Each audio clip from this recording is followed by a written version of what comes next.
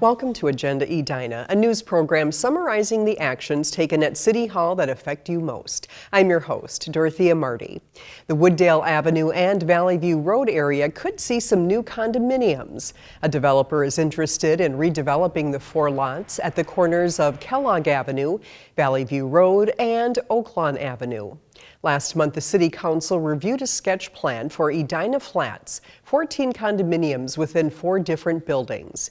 The buildings would be 3 stories along Valley View Road and 2 stories where they are adjacent to single-family homes. And with the population, people do not want to leave Edina, and they'd prefer to stay something that they can age in place and have the elevator service if they're on the 3rd floor.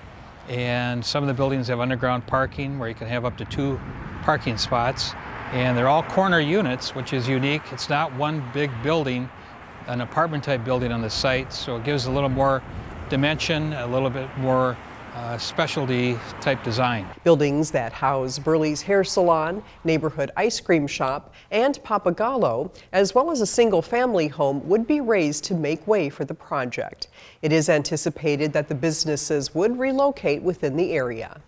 City Council members gave the developers Gatehouse Properties and McGlynn Partners non-binding feedback on their proposal. Should they decide to move forward, they will need to seek a comprehensive plan amendment and variances.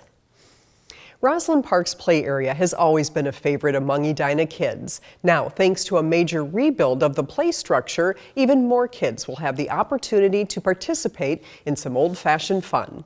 Edina TV's Scott Denfeld has more on this special addition to Edina's park system. I really am so grateful for all of you to come here this afternoon and share this really exciting new play structure for the city of Edina. The replacement of the play area at Rosland Park took a lot of time and effort. But it now offers a style of play that has never been available to some park patrons in Edina. We thought this was an excellent idea. We want to have all kids have the ability to come and play at a park, regardless of their own ability. The beauty of this playground is a couple things. A, we can have the kids who have walkers or wheelchairs get all the way to 8-foot height, playing side by side with their able-bodied kids. But also, we've got a surface which is all turf, which makes the entire playground accessible at every single point to not only the play structure, but all the freestanding events also. And to residents such as the Garvin family, this playground is a welcome addition to the city's park system. It's pretty incredible because everybody can use the playground, right? I mean, most playgrounds have gaps and levels and, you know, you can only go so far or use so many things, but everybody can use it. It was really cool. We could go all the way up and you have kids running back and forth past you, you know, and just wheeling Ashley up there. So it was cool. We can get all the way to the top of the playground, which isn't normally the case. We've got a bunch of really cool freestanding pieces also. We've got 2 zip track, really big zip tracks. So what that means, it's like a big, huge zip line. One's for able-bodied kids, another one's actually got an accessible seat that you can actually put a harness in and go across. There's 2 of them that can go side by side simultaneously. But the new play structure, which is referred to as a universal play structure, offers activity and fun to everyone. One of the things that people don't realize was pretty cool about this too is grandparents with their grandkids can access the whole playground with them, where that's a lot of times not the case. So everybody can use it, not just Ashley, but think about it, grandparents, anybody. And everybody seems to love these playgrounds because they're different than the playground that you typically see at a park. And Mayor Hovland sees this as an indication of how the city wants to help all residents. I think we've done a really good job of that, making places accessible for folks to get into and use so that everybody in our community feels like they're being treated the same way and they have the same sort of accessibility to things that they want to participate in.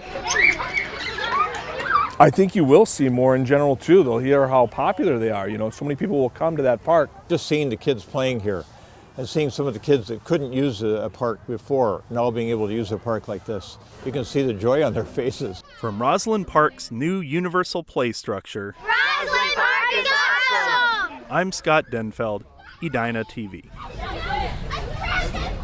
Rosland Park is the first universal playground in Edina. The Parks and Recreation Department plans to look at other ways to increase accessibility at other park locations.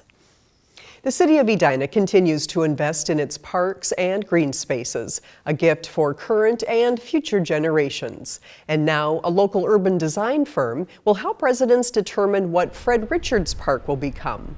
Fred Richards Executive Golf Course on Park Lawn Avenue closed in late 2014, with the understanding that it would one day be converted to a park.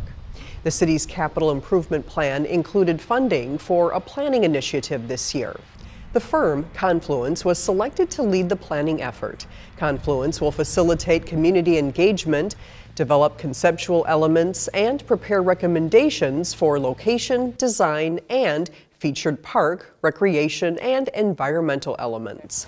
We worked with Confluence on the Parks, Recreation, and Trails strategic plan, had a great experience with them there, but we were especially excited about the community engagement proposal that they had as part of the Fred Richards master plan. Confluence's planning process is expected to take 8 to 12 months to complete. Thanks for watching this episode of Agenda Edina. I'm your host, Dorothea Marty.